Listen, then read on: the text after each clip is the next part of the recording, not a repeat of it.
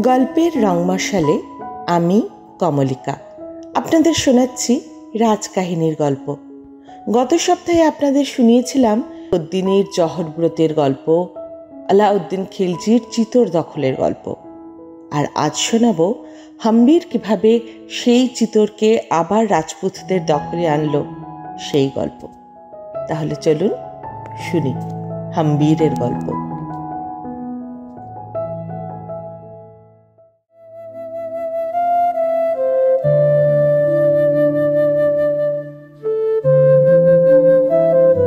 চিতোর তখনও পাঠানের হস্তগত হয়নি।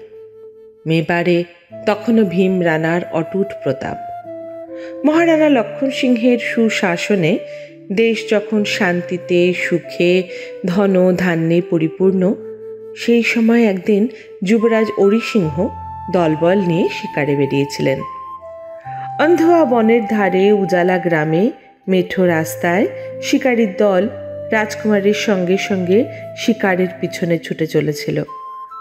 শিকার একটা ছুঁচালো মুখ, দাঁতালো বরাহ।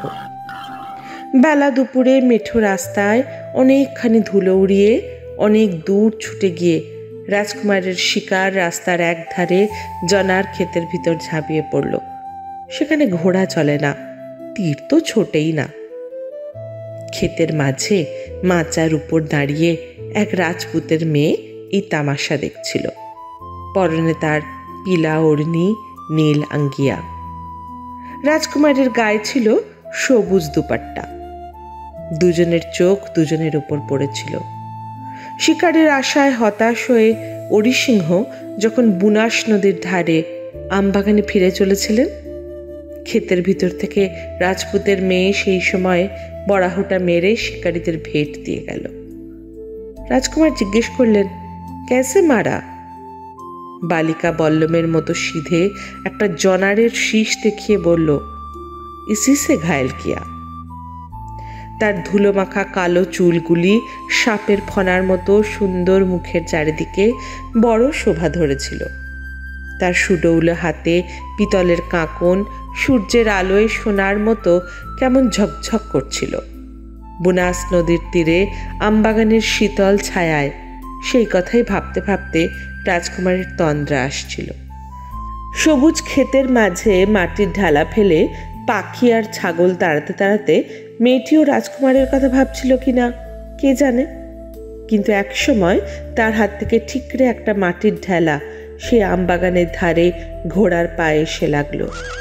হঠাৎ ঘোড়ার তরবর শব্দে চমকে উঠে রাজকুমার দেখলেন আমবাগানের ফাঁকে একটুখানি সবুজ ক্ষেত, তারই মাঝে সেই নীল আঙ্গিয়া, পিলা ওড়নি কৃষক নন্দিনী। পশ্চিম বাতাসে অড়হরের ক্ষেতে ঢেউ উঠেছে। একদল টিয়া পাখি ঝাঁক বেঁধে উড়ে চলেছে। বেলা শেষে দিনের আলো নিবু নিবু। পাথরের মতো পরিষ্কার আকাশ, তার কালো কালো মেঘের সরু রেখা। রাজকুমার শিকার শেষে বাড়ি চলেছেন। নদীর ধারে যেখানে গ্রামের পথ আর মাঠের রাস্তা এক হয়েছে, সেইখানে দুজনের আবার দেখা হলো। বালিকা মাথায় দুধের কলসি নিয়ে মাঠ ভেঙে গ্রামে চলেছে, সঙ্গে দুটি চিকন কালো ছানা ভেঁস। পরদিন উজালা গ্রামের সেই বালিকার ঘরে বিবাহের প্রস্তাব নিয়ে রাজকুমারের দূত এলো। বালিকার পিতা চন্দাসো বংশের চৌহান রাজপুত, কিছুতেই গেহলোট বংশে কন্যাদানে সম্মত নয়। রাজকুমার হতাশ হয়ে রাজ্যে ফিরলেন। এদিকে সেই বৃদ্ধ রাজপুতের ঘরে গৃহিণীর কাছে পাড়াপড়শির দুয়ারে লাঞ্ছনা গঞ্জনার সীমা পরিসীমা রইল না। এমন কাজও করে? হাতের লক্ষ্মী পায়ে ঠেলতে আছে। যেমন বুদ্ধি তেমনি চিরটাকাল চাষা হয়েই থাক। বুড়ো কিন্তু সকলের কথায় একই জবাব দিত, তোমরা যাই বলো, আমি কিন্তু লক্ষ্মীকে কখনোই রাজবাড়িতে 5 সতীনের দাসী করে দিতে পারিনি। তার চেয়ে আমার মেয়ে গরিবের ঘরে গিন্নি হয়ে থাকে, সে ভালো। কিন্তু বুড়োর প্রতিজ্ঞা বেশি দিন রইল না। চিতোর থেকে দূত এলো। পদ্মিনী রানী লিখেছেন, আমি নিঃসন্তান, তোমার কন্যাকে ভিক্ষা চাই। আমার আশীর্বাদে চিতোরের রাজলক্ষ্মী তোমার বংশকে বরণ করুন। সতীর কথা ব্যর্থ হয় না, লক্ষ্মীর সন্তান যে চিতরের সিংহাসনে বসবে সে বিষয়ে আর সন্দেহ রইল না। ধুমধাম আলো জ্বালিয়ে ঘোড়া সাজিয়ে বর বেশে যুবরাজ এলেন যেন কোন স্বপ্নের রাজ্য থেকে। রাজপুত্র এসে উজালা গ্রামে উদয় হলেন। আনন্দে আলোয় নাচে গানে সমস্ত গ্রাম এক রাতের মতো উৎফুল্ল হয়ে উঠল। সুখের বাসর আনন্দের মধ্যে কখন কাটল বোঝা গেল না। 1 বৎসর পরে যুবরাজ লক্ষ্মী রানীকে আর 1 মাসের শিশু রাজপুত্র হাম্বিরকে উজালা গ্রামে রেখে পাঠানের সঙ্গে যুদ্ধ গেলেন। সে যুদ্ধে যে গেল তাকে আর ফিরতে হলো না। রানা গেলেন, রাজপুত্রেরা গেলেন, ভীমসিংহ গেলেন, রানী পদ্মিনী, রাজবধূ, রাজমাতা সকলে গেলেন। চিতর লক্ষ্মী অন্তর্ধান করলেন। রইলেন কেবল উজালা গ্রামে হাম্বিরকে নিয়ে রানী লক্ষ্মী আর কৈলোরের কেল্লায় মেবারের রানার বংশধর অজয় সিংহ। একদিকে সোরনাল বলে একখানি ছোট গ্রাম, আরেকদিকে আরাবল্লী পর্বত, মাঝে একটি ছোট পাহাড়ের উপর কৈলোরের পুরাতন কেল্লা। একসময় পাহাড়ি ভিলদের শাসনে রাখার জন্যে ওই কেল্লা প্রস্তুত হয়েছিল। তখন চিতরের মহারানা বছরের মধ্যে প্রায় 4 মাস ওখানেই কাটাতেন। তখন কেল্লার শ্রী ছিল এক। তারপর পাহাড়ি জাত যখন ক্রমে অধীন হয়ে শত্রুতা ছেড়ে বশ্যতা মানলে তখন আর বড় একটা এখানে আসার প্রয়োজন হতো না। কচ্ছিৎ 2-1 রাজকুমার শিকারে এসে রাত্রিবাস করে যেতেন। কেল্লাও ক্রমে ভেঙে চুরে বন জঙ্গল আর কাঁটা গাছে পরিপূর্ণ হয়েছিল। ঝড় বৃষ্টি বিদ্যুতের মাঝে চিতরের রানা লক্ষণ সিংহের বংশধর রাজ্যহারা অজয় সিংহ স্ত্রী পুত্র পরিবার নিয়ে একদিনে কেল্লায় আশ্রয় নিলেন।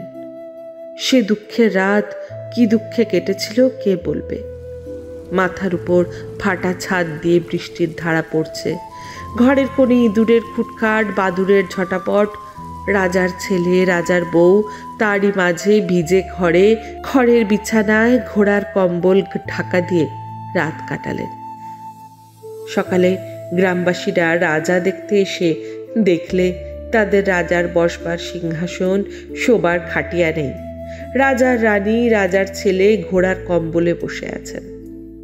মেবারের রানা অজয় সিংহ আজ কোথায় সোনার সিংহাসনে রাজ ছত্র মাথায় দিয়ে বসবেন? রানীমা কোথায় 2 রাজকুমার আজিম সিংহ, সুজন সিংহকে নিয়ে গজদন্তের পালঙ্কে আরাম করবেন? না তাঁদের এই দুর্দশা? গ্রামবাসীরা তখনই যত্ন করে কেল্লা পরিষ্কার করতে লাগলো, ঘর সাজাতে লাগলো। গ্রামের জোতদার, গজদন্তের খাট, সিংহাসন, কিংখাবের সুজনি, জরির চাঁদোয়া, শ্বেত চামর, চন্দনের পাখা, রূপার প্রদীপ, সোনার বাটা, শ্বেতপাথরের বাসন হাজির করল। ক্ষেত থেকে চাষিরা মেয়েরা তরি তরকারি, ঘিয়ের মটকি, দুধ দেবার গাই, ঘোড়ার ঘাস নিয়ে হাজির হলো।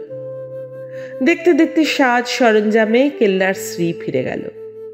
সন্ধ্যার সময় গ্রামবাসী তাদের রাজার মুখে, রানীর মুখে, 2 রাজপুত্রের মুখে হাসি দেখে বিদায় হল। ভক্ত প্রজার প্রাণপণ সেবায় অজয় সিংহ সব দুঃখ ভুললেন। কেবল চিতর যে এখনো পাঠানের হস্তগত, এই দুঃখ তার মন থেকে কিছুতেই গেল না। তিনি প্রায় দীর্ঘ নিঃশ্বাস ফেলে বলতেন, হায়, সূর্য এখনো রাহুগ্রস্ত, কবে গ্রহণ শেষ হবে তা কে জানে। সেই সুদিনের প্রতীক্ষা করে আমায় কতকাল থাকতে হবে কে বলতে পারে।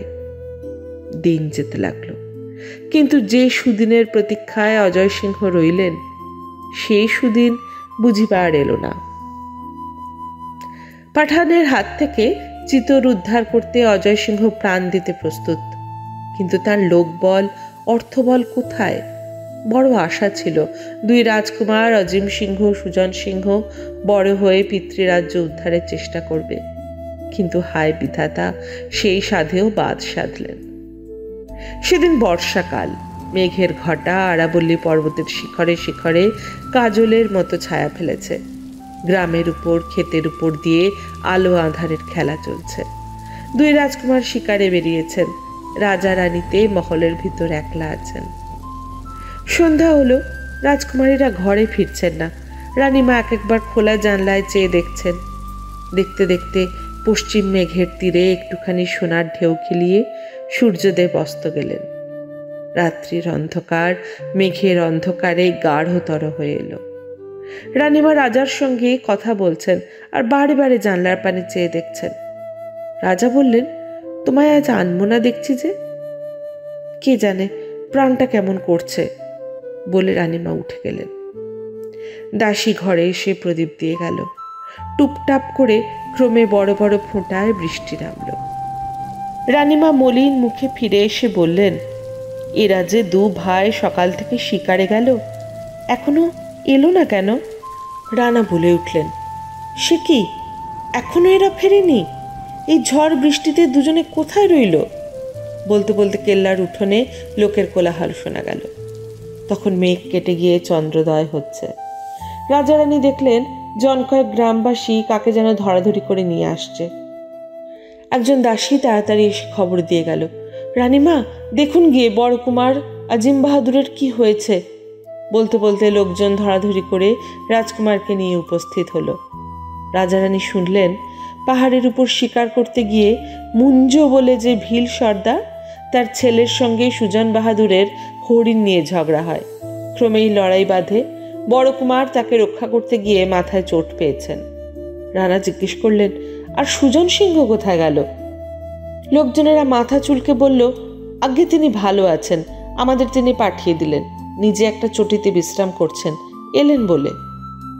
পথের ধারে চটিতে বিশ্রাম করার মানে 5 ইয়ারে মিলে সিদ্ধি টেনে আড্ডা দেওয়া। রানা বুঝলেন, বুঝেই বললেন, বিপদের সময় বিশ্রাম না করলেই নয়।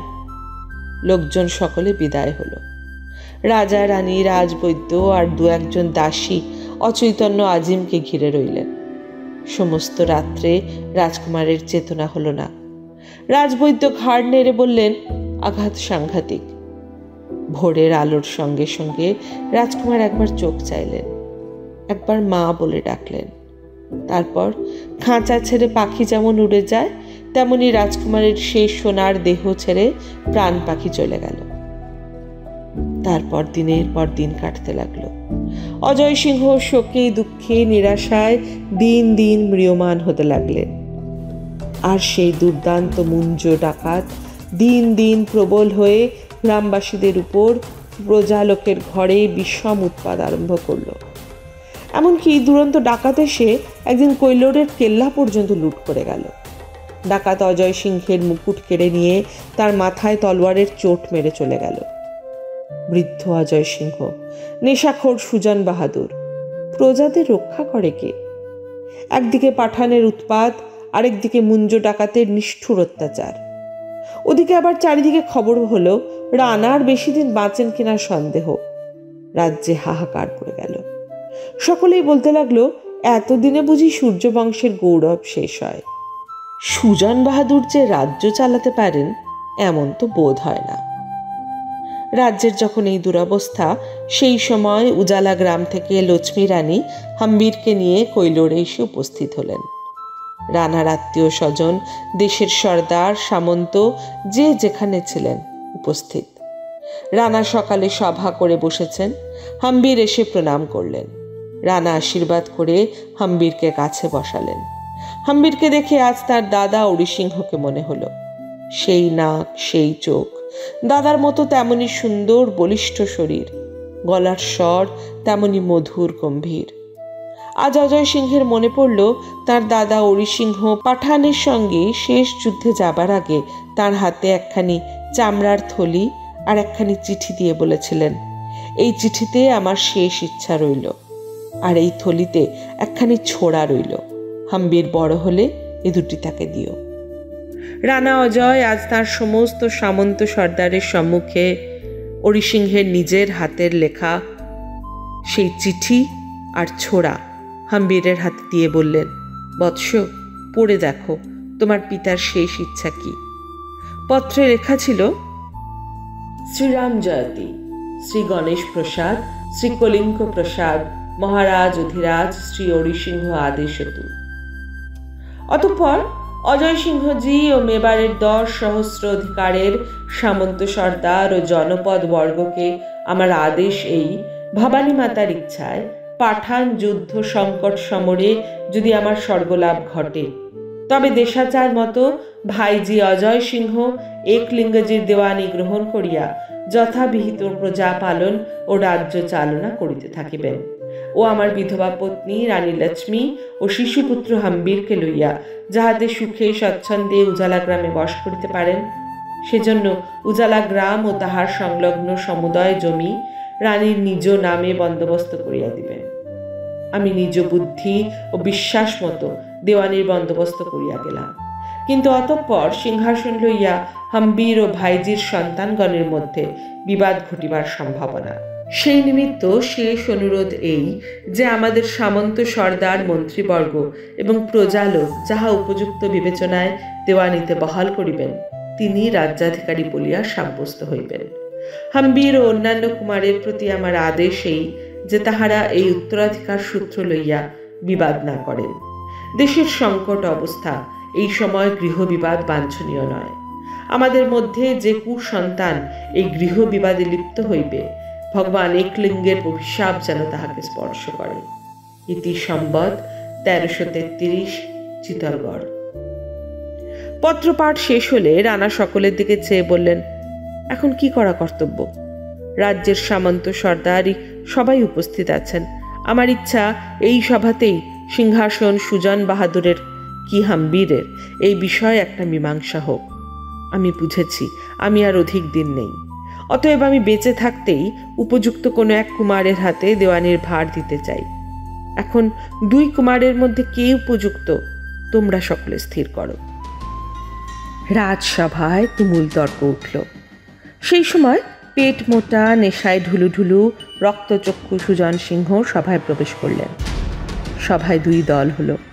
একদল বললে সুজন বাহাদুরেরই সিংহাসন পাওয়া উচিত, কেননা রাজ্য চালাতে বাহুবলের প্রয়োজন এবং বাহুবলটা যে সুজন বাহাদুরের যথেষ্ট আছে সেটা সকলেই জানে। অন্য দল বলে উঠল, শুধু কি বাহুবলের কর্ম? রাজ্য চালাতে হলে ধৈর্য চাই, বুদ্ধি চাই। সুজন বাহাদুরের এই দুটোর একটাও নেই। সৈন্যই রাজার বল। রাজাকে যদি নিজের লড়াই করতে হলো, তবে আমরা আছি কি করতে? আমরা তো বলি হাম্বিরকেই রাজা করা উচিত। অন্য দল বলে উঠল, বাপু হে, যে দিনকাল পড়েছে তাতে মাথায় মুকুট দিয়ে সিংহাসনে বসে থাকলে আর চলছে না। এখন রীতিমতো লড়াই করতে হবে। আমরা এমন রাজা চাই যে একাই 100 পাঠান ঠেকাতে পারে। 2 দলে প্রচণ্ড তর্ক, শেষে হাতাহাতি হবার জোগাড়। অজয় সিংহ বললেন, তোমরা স্থির হও, আমি যা বলি শোনো। তোমরা তো জানো ভিল সর্দার মুঞ্জ সেদিন কেল্লা লুট করে গেছে। আমাদের সাধ্য হয়নি যে তাদের বাধা দিই। সেই রাত্রে ডাকাত এই কেল্লা থেকে চিতোরের রাজমুকুট নিয়ে পলায়ন করেছে। শুধু তাই নয়, আমি সংবাদ পেয়েছি সে নাকি আবার সেই রাজমুকুট মাথায় দিয়ে নিজেকে রাজস্থানের রাজা বলে প্রচার করেছে। সূর্যবংশের এই ঘোর অপমানের একমাত্র প্রতিকার সেই রাজমুকুট উদ্ধার করা। হাম্বির আর সুজন 2 জনেই এখন উপযুক্ত। 2 জনের মধ্যে যিনি সেই পাপাত্মার মুন্ড সমেত মুকুট উদ্ধার করতে পারেন, তিনি রাজ্যের অধিকারী হন। কৃতজ্ঞ ভিল যে মাথায় মেবারের রাজমুকুট ধারণ করতে সাহসী হয়েছে, সে মাথা শীঘ্র আমি চাই, নচেত আমার জীবন মরণেও শান্তি নেই। মেবারের 2 উপযুক্ত রাজকুমার বর্তমান থাকতে যদি সেই মুকুট উদ্ধার না হয়, তবে জানলেম মেবারের সূর্যবংশ আজ নির্বংশ হয়েছে। রাজ্যে বীর নেই। রাজসিংহাসন ভিল আর পাঠানের পাওয়াই শ্রেয়।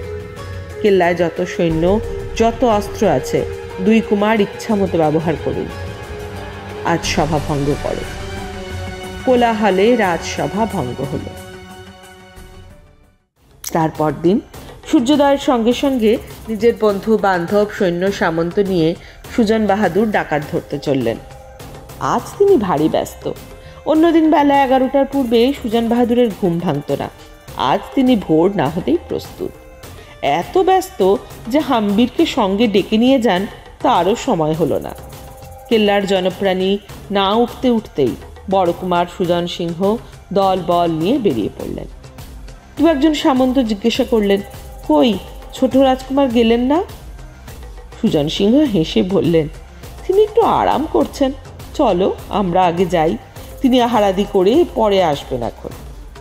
অমনি একজন খোসামুদি রাজ পরিষদ বলে উঠল, চলুন আমরা আগে তো গিয়ে ডাকাতের বাসা ঘেরাও করি, পরে না হয় ছোট কুমার এসে তার মুন্ডুটা কেটে নিয়ে যাবেন। অন্যজন বা বলল, রানার বুড়ো বয়সে ভীমরতি হয়েছে, এ কি যার তার কর্ম, বুকের পাটা যায়। ডাকাত বলে ডাকাত, মঞ্জু ডাকাত, নামে যার দেশ শুদ্ধ থরহরি কম্প, তাকে ধরতে কিনা ছোট কুমার, হাতি মারতে পতঙ্গ।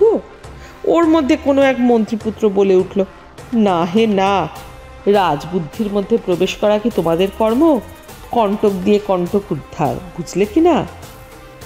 সুজন সিংহ হেসে উঠলেন, না হে না, তোমরা জানো না, হাম্বিরের গায়ে বেশ শক্তি আছে, তবে কি না ছেলে মানুষ এখনো হাড় পাকেনি। আমি এবার লড়াই থেকে এসেই তাকে রীতিমতো কুস্তি শেখাবার বন্দোবস্ত করছি, দেখো না। এদিকে সকালে উঠে হাম্বির একখানা পুরানো তলোয়ার আর একখানা ছোড়া শান পাথরে ঘষে ঘষে সাফ করছিলেন। ছোড়াখানা পিতা অরি সিংহের, আর তলোয়ারখানা উজলা গ্রামের দাদা মশায় হাম্বিরকে দিয়ে গিয়েছিলেন। আজ কতকাল পরে শান পেয়ে অস্তর দুখানা বর্ষার জল পেয়ে নদীর স্রোতের মতো ক্রমে খরধার হয়ে উঠল। হাম্বির বসে বসে অস্তরে শান দিচ্ছেন। এমন সময় লক্ষ্মী রানী সেখানে এসে বললেন, এখানে বসে কি করছিস? হাম্বির বললেন, জানো না মা, ডাকাত ধরতে যেতে হবে, তাই অস্তর দুখানায় শান দিচ্ছি। লক্ষ্মী রানী বললেন, হা কপাল, তুমি এখনো অস্তর শান দিচ্ছ, আর ওদিকে যে সুজন সিংহ সৈন্য সামন্তিনী ডাকাত ধরতে গেল। তোর চেয়ে তো সে কাজের লোক দেখি, লোক কেবল তার নামে মিছা দুর্নাম রটায়। হাম্বির যেন মায়ের কথা একটু আশ্চর্য হয়ে বললেন, তাই তো মা, দাদা তো আমায় ডেকে নিয়ে গেলেন না, রাজত্বটা দেখছি আমার কপালে নেই। যাই হোক, আমি ছাড়ছি না। এই কথা বলে হাম্বির দ্বিগুণ উৎসাহে তলোয়ারে শান দিতে লাগলেন। রানীমা বললেন, যা যা, বেলা হলো, এখন কিছু খেয়ে আয়, আমি ততক্ষণ এই দুখানায় শান দিচ্ছি। হাম্বির উঠে গেলেন। লক্ষ্মী রানী বসে বসে অস্তরে শান দিতে লাগলেন। রাজপুতের মেয়ে বাটনা বাটা কুটনো কোটার চেয়ে অস্তরের শান দেওয়া ভালো বোঝেন। তার হাতে পড়ে অস্তর দুখানা কিছুক্ষণের মধ্যেই চকচকে ঝকঝকে হয়ে উঠল। হাম্বির ফিরে এলে রানীমা তার হাতে ছোড়াখানা দিয়ে বললেন, দেখ, এটাই যেন ফাট ধরেছে বোধহয়, আঁকা বাঁকা যেন কিসের দাগ দেখছি, এখানে তো কোনো কাজই হবে না। হাম্বির বললেন, বলো কি মা, বাবার হাতের ছোড়া কাজে লাগবে নাকি? দাও দেখি একবার ভালো করে দেখি। হাম্বির ছোড়াখানা নিয়ে এদিক ওদিক ফিরিয়ে দেখলেন, কিছু বোঝা গেল না। মনে হলো যেন ছোড়ার ফলকটায় একদিক থেকে আরেক দিক জুড়ে একটা আঁকা বাঁকা ফাট। ফাট কি রক্তের দাগ চেনা যায় না। হাম্বির বললেন, তাই তো, এটা তো কিছু বোঝা গেল না, ভালো করে দেখতে হবে। মা মা তুমি অস্তর দুখানা আমার ঘরে রেখে দিও, আমি একবার মহারাজার সঙ্গে দেখা করে একটা ভালো ঘোড়া নিতে হবে। অজয় সিংহ আজ সভায় যাননি, শরীর অসুস্থ, নিজের মহলে বিশ্রাম করছিলেন। হাম্বিরকে আসতে দেখে বললেন, সে কি, তুমি যাওনি? সুজন তো অনেকক্ষণ রওনা হয়েছে। হাম্বির বললেন, আগে একটি ঘোড়া বেছে নিতে কিছু বিলম্ব হবে, আমি আজ সন্ধ্যাকালেই রওনা হব। অজয় সিংহ তখন বললেন, লোকজন তো সব বড় কুমারের সঙ্গে চলে গেছে, তুমি একা পথ চিনবে কি করে? হাম্বির বললেন, আগে একজন শিকারীর সঙ্গে বন্দোবস্ত করেছি, সেই আমাকে ডাকাতের আড্ডা দেখিয়ে দেবে। আমি মনে করেছিলাম লোকজন নিয়েই যাব, কিন্তু পরে ভেবে দেখলুম মুঞ্জ ভিল যেরকম দুর্দান্ত, তার সঙ্গে লোকজন নিয়ে পেরে ওঠা অসম্ভব, কৌশলে কার্য সিদ্ধ করতে হবে। অজয় সিংহ বললেন, যা ভালো বোঝো তাই করো, আশীর্বাদ করি জয়ী হও। হাম্বির প্রণাম করে বিদায় নিলেন। হাম্বির নিজের ঘরে বিশ্রাম করছিলেন। লক্ষ্মীরানী এসে বললেন, কই, তোর যাবার কি হলো? তোর তো লড়াইয়ে যাবার কোনো চেষ্টাই নেই দেখছি, ভয় পেলি নাকি? এই যে বললি ঘোড়া ঠিক করতে যাচ্ছি, আর ঘরে এসে ঘুম দিচ্ছিস। হাম্বির একটুখানি হেসে বললেন, রোসমা, ডাকাত ধরতে যাওয়া কি সহজ ব্যাপার? একটু ভেবে নিতে দাও, ফোন দিয়ে আঁটতে দাও। এ কি বুনো সুর যে যাবো আর জনারে শীষে গেঁথে আনবো? লক্ষ্মী রানী বুঝলেন হাম্বির মুখে তামাশা করছেন, কিন্তু মনে মনে কি যেন একটা মতলব স্থির করে বসে আছেন। তিনি হাম্বিরের দিকে চেয়ে বললেন, বটে, আমার সঙ্গে তামাশা হচ্ছে? একটা জনারের শীষ দিয়ে বুনো শুয়োর গেঁথে আন, তবে বাহাদুরি বুঝি। দেখা যাবে তোমার এই পুরনো তলোয়ার আর দাগি ছোড়ায় কত দূর কি করো। এখন বলো দেখি তোর কি মতলব কি? তারপর মায়েতে ছেলেতে সেই নির্জন ঘরে সারা দিন কত কি পরামর্শ হলো। সন্ধ্যা হয় হয় রানী লক্ষ্মী বললেন, তুই তবে প্রস্তুত হ, আর বিলম্ব করলে রাত্রি হয়ে পড়বে। হাম্বির বললেন, আর প্রস্তুত কি, এই যেমন আছি তেমনই যাব।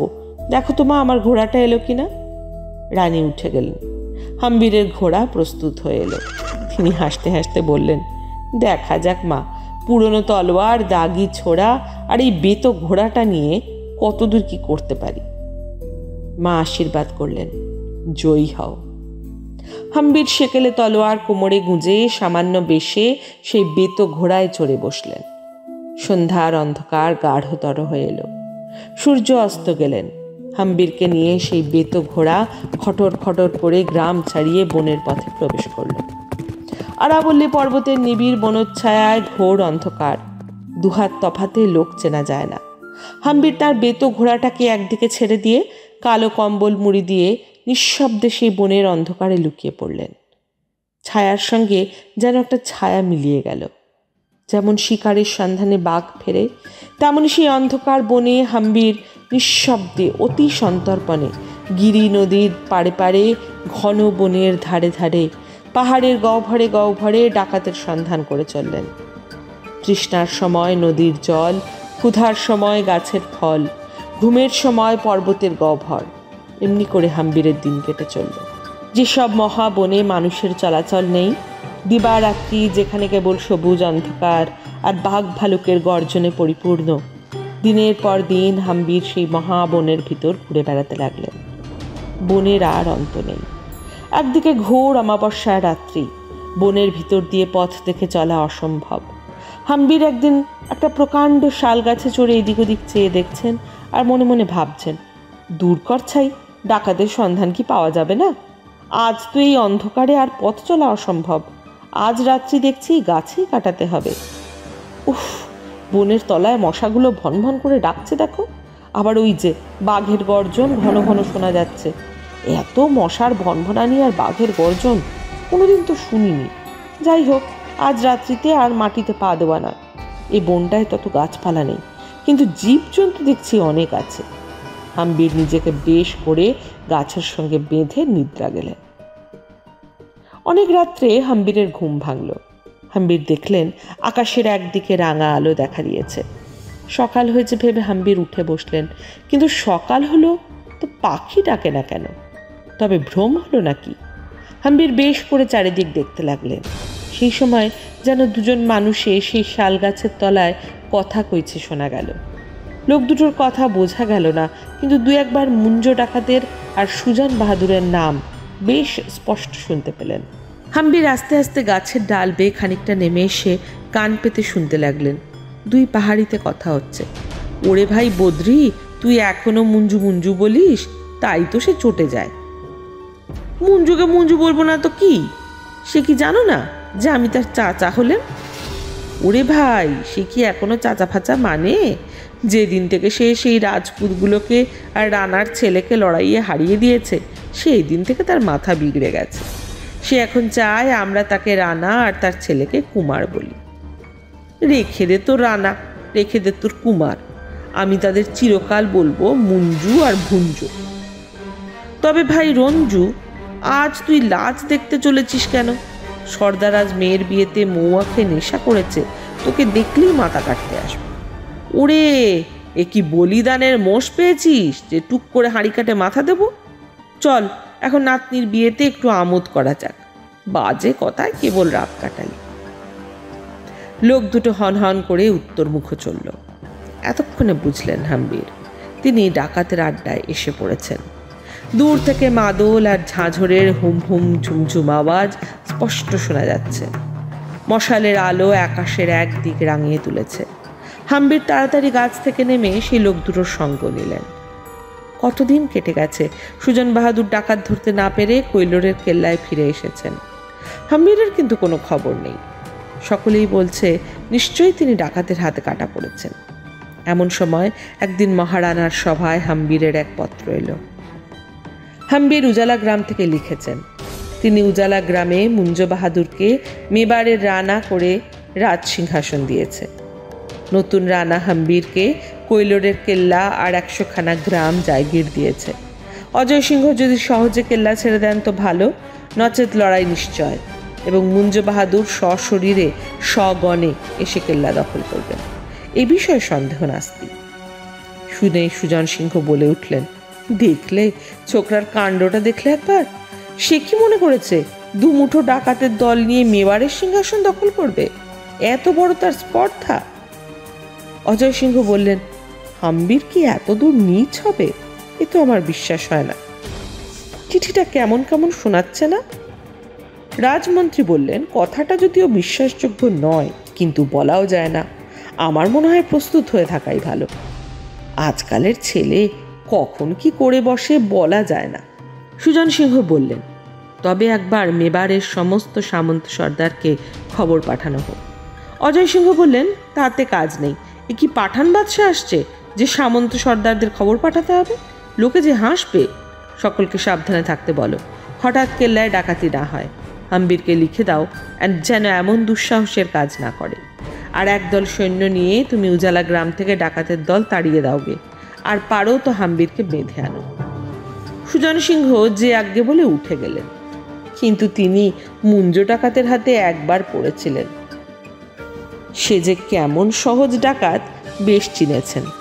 ঘরে গিয়ে রাজবৈদ্যকে দিয়ে মহারানাকে বলে পাঠালেন, শরীর তার বড় অসুস্থ, কিছুদিন বিশ্রাম করতে পারলে ভালো হয়। ডাকাত ধরতে সেনাপতিকে পাঠালে চলে না? অজয় সিংহ বললেন, আচ্ছা তাই হবে। সেদিন রাত্রে অজয় সিংহ লক্ষ্মী রানীর সঙ্গে দেখা করে হাম্বিরের পত্র দেখালেন। রানীমার অন্দরমহলে সেনাপতির তলব হলো। তারপরে হাম্বিরের নামে চিঠি নিয়ে সেনাপতি বিদায় হলেন। তার উপর হুকুম রইল হাম্বিরের পরামর্শ মতো খুব সাবধানে কাজ করবে। এদিকে উজালা গ্রামে শিয়াল রাজার মতো মুঞ্জ বাহাদুর রাজ সিংহাসন আলো করে বিরাজ করছেন।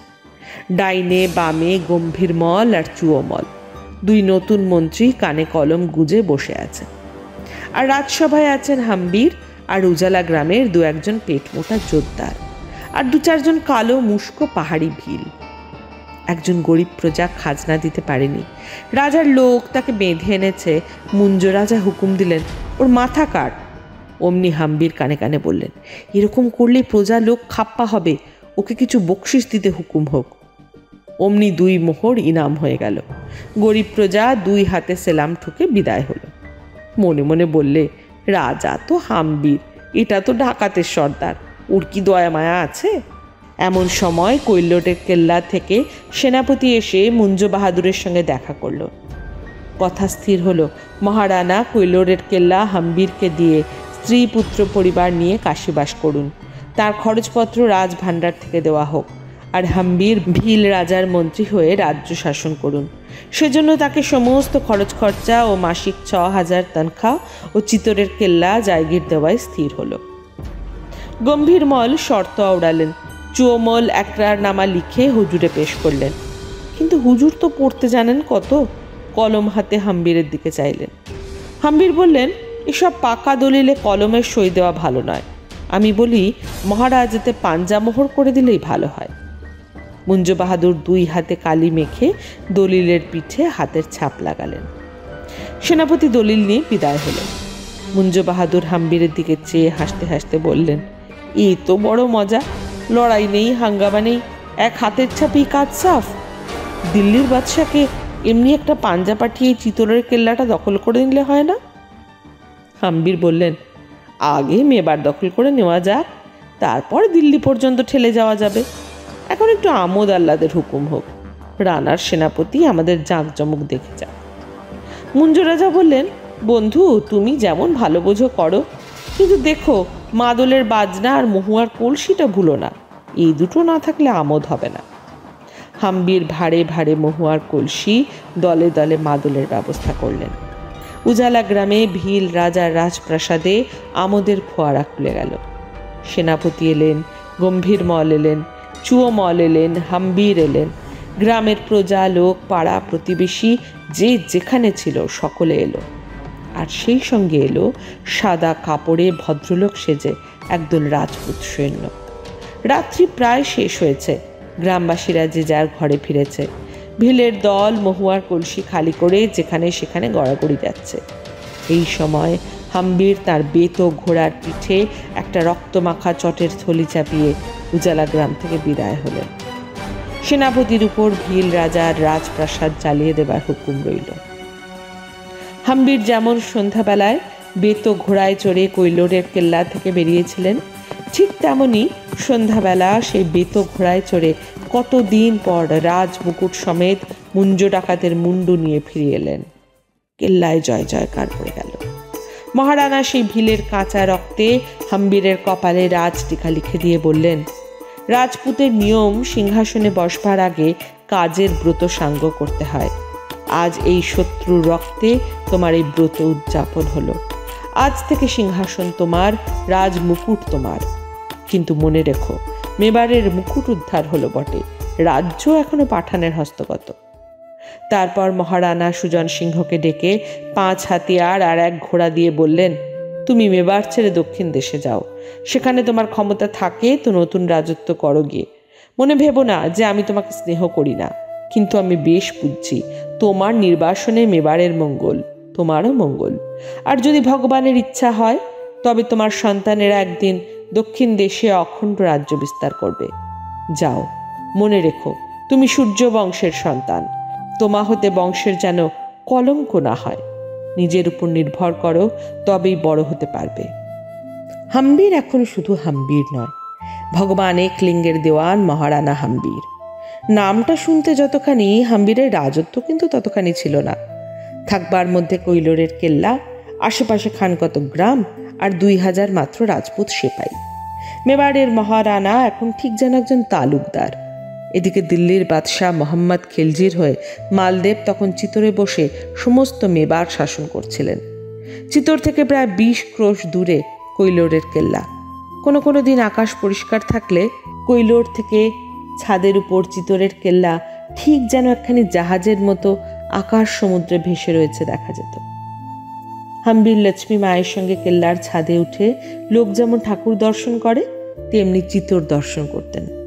সেই সময় সূর্যের আলোয় সকালবেলায় সোনার আকাশপটে রাজপ্রাসাদের পাথরের দেওয়াল, দেব মন্দিরের সোনার চূড়ো নিয়ে পাহাড়ের উপর চিতরের কেল্লা ধীরে ধীরে ফুটে উঠত। হাম্বির বলতেন, ওই দেখো মা, আমার জাহাজ দেখা দিয়েছে। রানীমা বলতেন, জাহাজ তো তৈরি আছে, তুই যদি ঘুম দিতে থাকিস তবে জাহাজ বেদখল হয়। হাম্বির বলতেন, এ জাহাজ মারে কার সাধ্য। হাম্বির যে ঘুম দিচ্ছিলেন না এ কথা লক্ষ্মী রানী অতি অল্প দিনেই জানতে পারলেন। সেদিন দিওয়ালির পুজো। সন্ধ্যাবেলা হাম্বির এসে মাকে বললেন, মা, দিওয়ালির আলো দেখবে তো ছাদে এসো। রানীমা হেসে বললেন, আচ্ছা, তুই এত বড় হলি, তবু মায়ের সঙ্গে তামাশা করার রোগটা তোর এখনো গেল না? এই মাঠের মধ্যে দিওয়ালির আলো পেলি কোথায়? এ কি তোর চিতর যে ঘরে ঘরে লোকে আলো দেবে? দেখবে এসো না মা, বলে হাম্বির লক্ষ্মী রানীকে নিয়ে কেল্লার ছাদে উঠলেন। কার্তিক মাসের অমাবস্যা, কিন্তু আকাশ ছেয়ে তারা ফুটেছিল, যেন দেবতারা ফুল ছড়িয়ে গেছেন। রানীমা অবাক হয়ে আকাশের দিকে চেয়ে আছেন। হাম্বির হেসে বললেন, মা, কি চমৎকার বাহার দেখেছ? কিন্তু এই দিওয়ালি তো দেবতাদের, তোমারও নয়, আমারও নয়। এখন একবার কৈলোরের দিওয়ালি, আমার দিওয়ালির আলোটা কেমন হয়েছে এদিকে দেখো দেখি। রানীমা চেয়ে চেয়ে দেখলেন। কৈলোরের কেল্লার চারিদিকে পাহাড়ে পাহাড়ে আলো জ্বলছে। গ্রামের পথে, মাঠে, ঘাটে, দিকে দিকে লক্ষ লক্ষ প্রদীপ, যেন তারার মালা, আলোর জাল। লক্ষ্মী রানী অবাক হয়ে হাম্বিরের মুখের দিকে চেয়ে বললেন, এই জনমানবহীন কৈলোরে এত আলো, এত লোক কোথা থেকে এলো? হাম্বির বললেন, ওই যে পাহাড়ের দিকে দেখছো, এই আলো সব ভিলেরা জ্বালিয়েছে। আর যে গ্রামের দিকে দেখছো, সব গ্রামবাসীদের দেওয়া। রানীমা বললেন, এত প্রদীপ, এত তেল, তুই এসব বুঝি চিতর থেকে আমদানি করলি? হাম্বির বললেন, শুধু চিতর থেকে নয়, সমস্ত মেবার থেকে প্রদীপ আর তেল, প্রদীপ গড়বার কুমোর, তেল জোগাবার তেলিও আমদানি করেছি। ওই দেখো, কুমোর পাড়ায় মশাল জ্বলছে, যাত্রা শুরু হলো। ওই শোনো, তামুলিপাড়ায় ঢোল বাজছে, এখন সং বার হবে। ওই যে মহাজানপট্টিতে নহবত বাজলো, তোপখানায় বোমা ফাটলো। দেখছো মা, হাম্বির তোলাও ঘিরে ব্রাহ্মণের মেয়েরা কেমন প্রদীপ দিয়েছেন। লক্ষ্মী রানী বলে উঠলেন, কি আশ্চর্য, এ যে নগর বসিয়ে ফেলেছিস দেখি। আমি বলি বুঝি তুই বসে বসে কেবল ঘুম দিস, ভিতরে ভিতরে তোর এত বুদ্ধি। হাম্বির বললেন, তা যাই হোক মা, এখন আমার এই নগরের একটি ভালো নাম তোমায় বেছে দিতে হবে। লক্ষ্মীপুর কেমন নাম? রানীমা বললেন, আরে না না, ও কেমন বাঙালি বাঙালি শোনাচ্ছে। আমি একটা ভালো নাম সন্ধান করছি, শুধু নাম নয়, তার সঙ্গে একটি লক্ষ্মী বউ। তুই আর দিন কতক সবুর কর। দুজনে যখন এই কথা হচ্ছে, এই সময় চিতোর থেকে মালদেবের দূত আর একজন ব্রাহ্মণ হাম্বিরের বিয়ের সম্বন্ধ নিয়ে কৈলোরে উপস্থিত হলো। ব্রাহ্মণ এসে মালদেবের চিঠি আর একটি রূপোর পাতে মোড়া নারকেল এনে লক্ষ্মী রানীর সম্মুখে ধরে দিলেন। রানী চিঠিখানি খুলে পড়তে লাগলেন। লেখা রয়েছে, আমার কন্যা রূপে লক্ষ্মী, গুণে সরস্বতী, তাকে আপনার চরণে দাসী করে আমার কুলকে পবিত্র করুন। আমি পাঠানের আশ্রয়ে আছি বটে, কিন্তু ধর্ম ছাড়িনি। রানী হাম্বিরের দিকে চেয়ে বললেন, দেখ দেখি, মালদেব চিতোর থেকে কেমন সুন্দর নারকেলটি পাঠিয়েছেন। এটা আজ দেওয়ালির পুজোয় কাজে লাগবে। হাম্বির বললেন, বেশ ফলটি, কিন্তু মা, এটার উপর প্রথম থেকে আমার লোভ পড়েছে। এটা আর দেবতাদের দিয়ে কাজ নেই, এটা আমাকে দাও। রানী হেসে বললেন, তা বেশ, তোমাকেই দেওয়া গেল। রাজাও একরকম দেবতা তো, কিন্তু শুধু ফলটি নিলে তো চলবে না, সঙ্গে সঙ্গে এই চিঠিখানি আর এখানে যে লিখেছে তার মেয়েটিকেও তোমায় নিতে হচ্ছে। যাও, এই ব্রাহ্মণকে নিয়ে এই চিঠির একটা ভালো করে জবাব লিখে নিয়ে এসো, আমি ততক্ষণ পুজো সেরে আসি। রানীমা পুজোয় গেলেন। হাম্বির ব্রাহ্মণকে জিজ্ঞাসা করলেন, ব্যাপারখানা কি? ব্রাহ্মণ বললেন, মহারানা, সভায় চলুন, সমস্ত খুলে বলবো। বিয়ের সমস্ত ঠিকঠাক করে মালদেবের দূত চিতরে ফিরে গেল। এদিকে কৈলোরে বরযাত্রার উদ্যোগ চলতে লাগলো। যত বুড়ো বুড়ো রাজপুত সর্দার লক্ষ্মী রানীকে ধরে বসলেন। হাজার ভোগ, মালদেব শত্রুপক্ষ তো বটে, মহারানাকে সেখানে বিনা পাহারায় পাঠানো কোনো মতেই উচিত নয়। রানীর হুকুমে 500 রাজপুত সেপাই বরযাত্রীর সঙ্গে যাবার জন্য প্রস্তুত হলো। হাম্বির মাকে প্রণাম করে বিদায় হলেন। লক্ষ্মী রানী আশীর্বাদ করলেন, বৎস, মালদেবের কন্যার সঙ্গে মেবারের রাজলক্ষ্মীও তোমায় বরণ করুন। কৈলোর থেকে চিতোর অনেক দূর, কিন্তু হাম্বিরের ঘোড়া যেন উড়ে চলল। বরযাত্রীরা যখন চিতোরের সম্মুখে উপস্থিত হলেন, তখন প্রায় সন্ধ্যা হয়েছে। পশ্চিমের আলোয় আকাশ ছেয়ে গেছে, ঠিক যেন দেবদূতেরা মহারানের মাথায় ছাতা ধরেছেন। কিন্তু মালদেব, যার কন্যা আজ মেবারের অধীশ্বরী রাজরাজেশ্বরী হতে চলেছেন, তিনি কোথায়? কেল্লার দরজা একটি মাত্র প্রহরী মহারানাকে ভূমিষ্ঠ হয়ে প্রণাম করে দুয়ার ছেড়ে পাশে দাঁড়ালো। মঙ্গল শাঁখ নেই, কন্যাযাত্রীর আনন্দ নেই, যেন কোনো নির্জন পুরীতে হাম্বির প্রবেশ করলেন। বুড়ো মন্ত্রী এসে হাম্বিরের কানের কাছে বললেন, মহারানা, কেমন যেন ঠেকছে, মালদেবের লক্ষণ ভালো নয়, আমার মতে কেল্লায় প্রবেশ করা উচিত হবে না। হাম্বির বললেন, নিজের কেল্লায় প্রবেশ করব, তার আবার ভয়টা কি? চলে এসো। সেই সময় ফটকের এক কোণ থেকে মালদেব এসে বললেন, মহারানা, আমারও সেই আশা ছিল, আপনি নিজের ঘরে আসছেন, তার জন্য আবার অভ্যর্থনাই বা কি, বাজনাবাদ দিই বা কেন? মন্ত্রী বললেন, মালদেব, তুমি কি জানো না, রাজপুতদের নিয়ম আছে, বিবাহের রাত্রে ফুলের কেল্লা দখল করে তবে কন্যাকর্তার বাড়িতে বর প্রবেশ করেন। তোমার কন্যার সখীরা সে আয়োজন করেননি কেন? মালদেব বললেন, মন্ত্রী, আমি কন্যার পিতা বটে, কিন্তু বাড়ি আমার কোথা? এটা যে মহারানার নিজেরই কেল্লা, নিজের ঘরে এসে নিজে মহারানায় প্রবেশ করছেন, সেখানে আমার কন্যার সখীরা এসে তাকে বাধা দিতে সাহস পাবে কেন? মন্ত্রী একটু হেসে বললেন, দেখছি বাদশাহের মজলিসে আনাগোনা করে আপনার কুসংস্কার অনেকটা দূর হয়েছে। এখন চলুন, বিবাহ কার্য সুসম্পন্ন করুন। লক্ষ্মী রানীর হুকুম, আজ রাত্রেই বরকন্যা নিয়ে আমরা কৈলোর ফিরে যাব। হাম্বিরের পিতামহ যে রাজসভায় বসে রাজত্ব করতেন, সেই ঘরে হাম্বিরকে নিয়ে মালদেব যখন উপস্থিত হলেন, তখন হাম্বিরের বুকের ভিতরটা কেমন যে করে উঠল তা বলা যায় না। তার মনে হলো যেন সেই প্রকাণ্ড ঘরের এক ধারে চিতরের শূন্য রাজ সিংহাসন ঘিরে ছায়ার মতো সব বীর পুরুষ দাঁড়িয়ে রয়েছেন, এক দৃষ্টিতে তার দিকে চেয়ে। তাদের গায়ে সোনার সাঁজোয়া, হাতে খোলা তলোয়ার, মুখে কারো কথা নেই। হাম্বিরের সঙ্গে যত রাজপুত এসেছিল সবাইকার চোখ সেই সিংহাসনের দিকে। প্রকাণ্ড ঘরের আবছায়া অন্ধকারে চিতরের শূন্য সিংহাসনের উপরে সোনার রাজছত্র আলো পেয়ে একবার ঝলমল করছে, আবার যেন অন্ধকারে মিলিয়ে যাচ্ছে।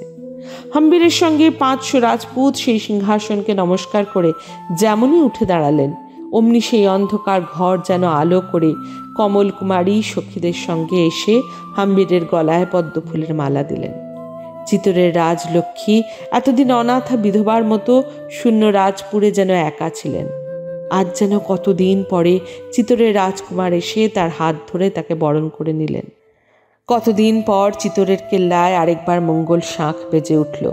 চিতরগড়ের বড় বড় তালাবন্ধ ঘর যে এতদিন শূন্য পড়েছিল, আজ সেই শাঁখের শব্দে 500 রাজপুতের তলোয়ারের ঝঞ্ঝনায় এক একবার যেন লোকে লোকারণ্য বোধ হতে লাগলো, যেন তার আগেকার স্ত্রী আবার ফিরে এলো। সেই দিন থেকে 2 বৎসর না যেতে সত্যি সত্যি হাম্বির এসে চিতরের কেল্লা দখল করে নিলেন। দিল্লির নবাব মোহাম্মদ খিলজির কাছে এই খবর পৌঁছতে গেল মালদেবের পুত্র বনবীর। তার আশা ছিল মালদেবের পরে সেই চিতরে বসে রাজত্ব করবে। তাই সে মোহাম্মদ খিলজির সঙ্গে পাঠান ফৌজ নিয়ে চিতরের দিকে আসতে লাগলো। সিঙ্গলিতে পাঠান বাদশাহ ফৌজ নিয়ে তাম্বু গেড়েছেন। লক্ষ্মী রানীর সঙ্গে কমল কুমারী আর 1 বছরের রাজকুমার ক্ষেত সিংহকে আরেকবার কৈলোরের কেল্লায় পাঠিয়ে দিয়ে হাম্বির যুদ্ধে গেলেন। বাঘ যেমন হরিণের পালের উপর ঝাঁপিয়ে পড়ে, তেমনি রাজপুত সৈন্য পাঠান ফৌজের উপর গিয়ে পড়ল। সেবার মোহাম্মদ খিলজিকে আর দিল্লির মুখে ফিরে যেতে হলো না। হাম্বির তার পায়ে শিকল দিয়ে চিতরের কেল্লায় এনে তাকে বন্ধ করলেন। বনবীরেরও সেই দশা। কমল কুমারীর ভাই বলে সেই যাত্রা হাম্বির তাকে প্রাণে না মেরে বন্দি করে কৈলোরে নিয়ে উপস্থিত হলেন। হাম্বির থাকেন কৈলোরে, আর চিতরে কড়া পাহাড়ার মধ্যে থাকেন কি দিল্লির বাদশাহ মোহাম্মদ খিলজি। 1 মাস 3 মাস যায়, হাম্বির আর চিতরে যাবার নামগন্ধ করেন না। একদিন লক্ষ্মী রানী তাকে ডেকে বললেন, তুই কি পাঠান বাদশাহকে চিতর ছেড়ে দিলি নাকি? যেখানে তোর রাজ সিংহাসন, সেই চিতর ছেড়ে কৈলোরে এসে বসে থাকা তো আর সাজে না। তো রাজা হয়ে রাজ সিংহাসনে বসবার ইচ্ছে নেই কি?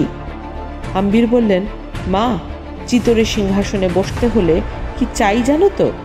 শুধু মুঞ্জ ডাকাতের হাত থেকে চিতরের রাজ মুকুট কিংবা পাঠান ফৌজের কাছ থেকে চিতর গড়টা কেড়ে নিলেই বাপ্পা রাওয়ের সিংহাসনে বসা যায় না। ভবানী মায়ের হাতের খাড়াখানি যতদিন না সন্ধান করে পাওয়া যায়, ততদিন তো রাজা হওয়া যাবে না। আগে সেই খাড়াখানির পুজো দিয়ে তবে রাজ সিংহাসনে বসা চাই। সে খাড়া এখন যে কোথায় তা কেউ জানে না। কেউ বলে পাঠানেরা লুটে নিয়ে গেছে, কেউ বলে রানী পদ্মিনীর সঙ্গে সেই খাড়া চিতার আগুনে ছাই হয়ে গেছে। লক্ষ্মী রানী বললেন, আমি দুটোর একটাতেও বিশ্বাস করি না। লোকে যাই বলুক, আমার বিশ্বাস ভবানীর খাড়া এখনো চিতরেই আছে। কেবল চিতরে এমন কোনো কাজের লোক নেই যে সেই খাড়াখানি যত্ন করে সন্ধান করে। লোকেরই বা দোষ দিই কেন? চিতরের যে রাজা, তারই যখন কোনো চেষ্টা দেখা যাচ্ছে না, তখন সামান্য লোকেরা এত কি গরজ যে খাড়াখানা সন্ধান করে তাদের রাজার হাতে তুলে দেবে? সেই দিন হাম্বির মায়ের পায়ে হাত দিয়ে শপথ করলেন, ভবানীর খাড়া উদ্ধার করে তবে অন্য কাজ। সন্ধ্যা হয়ে এসেছে, আকাশে মেঘ করে একটু একটু বৃষ্টি পড়ছে। হাম্বির ও কমল কুমারী দুজনে লুকিয়ে চিতরের কেল্লায় এসেছেন। গ্রামবাসী চাষির সাজে কমল কুমারী পথ দেখিয়ে যাচ্ছেন, আর হাম্বির তার সঙ্গে গায়ে একখানা মোটা কম্বল জড়িয়ে মস্ত বাগড়িতে মুখের আধখানা ঢেকে গুটি গুটি চলেছেন বরাবর যেদিকে শ্মশান সেই দিকে। আকাশ দিয়ে কালো কালো মেঘ হু হু করে পূর্ব থেকে পশ্চিমে ছুটে চলেছে। ঝড়ের তাড়ায় বড় বড় গাছগুলো ডাল মচমচ করে শব্দ করছে। চারদিকে ঘোর অন্ধকার, কেউ কোথাও নেই। বাতাস এমন ঠান্ডা যে গায়ে লাগলে গা কাঁটা দিয়ে ওঠে। এই অমাবস্যার রাত্রে ঝড়ে জলে ঘোর অন্ধকারে কমল কুমারী হাম্বিরকে নিয়ে মহাশ্মশানের ভিতরে উপস্থিত হলেন। চোখে কিছু দেখা যায় না, কেবল একদিক থেকে ঝরঝর করে একটা শব্দ আসছে, যেন অন্ধকারের ভিতরে একটা ঝর্ণা পড়ছে। যেদিক থেকে জলের শব্দ আসছিল সেই দিক দেখিয়ে কমল কুমারী হাম্বিরকে বললেন, ও ঝর্ণার ধারে পাহাড়ের গায়ে একটা প্রকাণ্ড বট গাছ, তারই পাশ দিয়ে সুড়ঙ্গ পাতালের দিকে নেমে গেছে। ওই সুড়ঙ্গের ভিতর পদ্মিনী রানী চিতার আগুনে পুড়ে মরেছিলেন। ওই সুড়ঙ্গের শেষে একটা গুহায় কারুণী দেবীর মন্দির। শুনেছি সেইখানে একটা অজগর সাপ পাহারা দিচ্ছে, আর ঠিক তার মাথার উপর ভবানীর খাঁড়া ঝুলছে। আমি অনেকবার সেই সুড়ঙ্গ পর্যন্ত গেছি, কিন্তু ভিতরে যেতে সাহস হয়নি। হাম্বির বললেন, তুমি সুড়ঙ্গ পর্যন্ত আমার সঙ্গে চলো, সেই বট গাছের তলায় তোমাকে রেখে আমি ভিতরে যাব। শ্মশানের এক ধার দিয়ে একটা আঁকা বাঁকা সুড়ি পথ অন্ধকারের দিকে নেমে গেছে। দুজনে সেই পথে পায়ে পায়ে চললেন। কত দূর চলে সামনে একটা জলের নালা, আর রাস্তা নেই। পাথর কেটে ঝর্ণার জল কলকল করে ছুটে চলেছে। নালার জল এক হাঁটু, কিন্তু বরফের মতো ঠান্ডা, পা রাখা যায় না। হাম্বির কমল রানীকে দুই হাতে তুলে ধরে জলের উপর দিয়ে হেঁটে সেই বটগাছের দিকে চলেছে। শুনতে পাচ্ছেন দূরে যেন পাহাড়ের ভিতর ঝনঝন একটা শব্দ আসছে, কারা যেন লোহার কপাট ধরে নাড়া দিচ্ছে। বটগাছের একটা শিকড় ধরে হাম্বির ডাঙায় উঠলেন। সেখানটা এমনই নিস্তব্ধ, এমন অন্ধকার যে মনে হয় পৃথিবী ছেড়ে কোথাও এসেছি। সেই বটতলায় কমল রানীকে অন্ধকারে বসিয়ে রেখে হাম্বির দুই হাত বাড়িয়ে সুড়ঙ্গের ভিতর নেমে চললেন। দুদিকে পাহাড়ের দেওয়াল বেয়ে জল পড়ছে, একটু আলো নেই, একটু শব্দ নেই। সামনে কিছু দেখা যাচ্ছে না, পিছনে কিছু সাড়া দিচ্ছে না। নীল অন্ধকারের ভিতর দিয়ে হাম্বির হেঁটে চলেছেন। একবার তার পায়ে ঠেকে কি একটা গড়গড় করে গড়িয়ে গেল। হাম্বির তুলে দেখলেন সেটা একটা মরার মাথা। কখনো তার পায়ের চাপে একটা শুকনো মরার হাড় মড়মড় করে গুঁড়িয়ে গেল। কখনো পাহাড়ের ফাটল বেয়ে একটা গাছের শিকড় নেমেছে, সেটা তার হাতে ঠেকতে ঠেকতে মনে হলো সাপের গায়ে হাত পড়েছে। কখনো তিনি দূর থেকে যেন ফুসফুস আওয়াজ শুনতে পাচ্ছেন, কখনো মনে হচ্ছে কারা যেন ফিসফিস করে কথা বলছে। এক এক জায়গায় আলিয়া একবার দপ করে জ্বলেই নিভে যাচ্ছে। কোথাও মনে হচ্ছে পাথরের দেয়াল কত দূরে, একবার জ্বলেই চেপে পড়তে চাইছে। এক জায়গায় শুনলেন মাথার উপর থেকে কাদের যেন কান্নার শব্দ আসছে। পা তার ছাই গাদায় বসে যেতে লাগলো। মাথার উপর হাম্বির চেয়ে দেখলেন অনেক দূরে নীল আকাশ দেখা যাচ্ছে।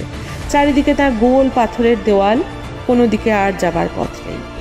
সেই অন্ধকূপের ভিতর হাম্বির চারিদিকে হাতড়ে বেড়াতে লাগলেন।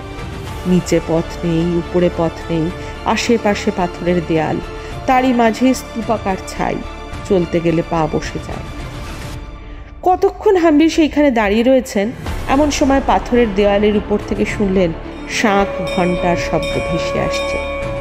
দেখতে দেখতে হাম্বিরের চোখের সামনে খানিকটা পাথরের দেয়াল দুফাঁক হয়ে সরে গেল। সেই ফাঁক দিয়ে হাম্বির দেখলেন গেরুয়া কাপড় পরা, রুদ্রাক্ষের মালা পরা 5 জন ভৈরবী আগুনের উপর একখানা প্রকাণ্ড লোহার কড়া ঘিরে বসে আছেন। অনেক দূরে কারুণী দেবীর সোনার মূর্তির আগুনের গোলায় ঝকঝক করছে। হাম্বির নির্ভয় কারুণীর মন্দিরে, যেখানে ভৈরবীরা বসে রয়েছেন, সেখানে উপস্থিত হলেন। হাম্বিরকে দেখে ভৈরবীরা বিকট চিৎকার করে বলে উঠলেন, কে রে তুই, কি চাস? হাম্বির নির্ভয় বললেন, আমি এসেছি যা আমার তাই চাইতে। মা ভবানী বাপ্পাকে যে খাড়া দিয়েছিলেন, সে খাড়া এখানে আছে, আমি তাই চাই। আর তারই জন্যে আমার মা আমাকে এখানে পাঠিয়েছেন। আমি চিতোরের রানা হাম্বির। ভৈরবীরা হাম্বিরের কথার উত্তর না দিয়ে আগুনের উপর সেই লোহার কড়াখানার দিকে দেখিয়ে দিলেন। হাম্বির ছুটে গিয়ে যেমন সেই কড়াখানার ভিতরে হাত দিয়েছেন, অমনি কোথায় সে আগুন, কোথায় সে কড়া, কোথায় বা সে ভৈরবীর দল। হাম্বির দেখলেন ভবানীর খাড়া হাতে তিনি কমল রানীর কাছে এসে দাঁড়িয়েছেন। আর অজগর সাপের মতো খানিকটা ধোঁয়া সেই সুরঙ্গের মুখ থেকে বেরিয়ে চলেছে আস্তে আস্তে। হাম্বির ভবানীর খাড়া হাতে যেদিন চিতোরের রাজ সিংহাসনে উঠে বসলেন, সেদিন সমস্ত রাজস্থানে জয় জয়কার পড়ল। দিল্লির বাদশাহ মোহাম্মদ খিলজি সেদিন 50 লাখ মোহর হাম্বিরকে নজর দিয়ে প্রতিজ্ঞা করলেন, এই জীবনে আর চিতোর মুখ হবেন না। তবে তিনি ছাড়া পেলেন। কমল কুমারী হাম্বিরকে ভবানীর খাড়াখানির সন্ধান দিয়েছিলেন বলে হাম্বির তার কথায় বনবীরকে ছেড়ে দিলেন, আর কৈলোরের কেল্লার নাম রাখলেন কমল মীর। লক্ষ্মী রানী হাম্বিরকে সিংহাসনে বসিয়ে উজালা গ্রামে তার বাপের বাড়ি চলে গেলেন, তার সেই ছেলেবেলার ঘরে, নদীর পাড়ে, ক্ষেতের ধারে।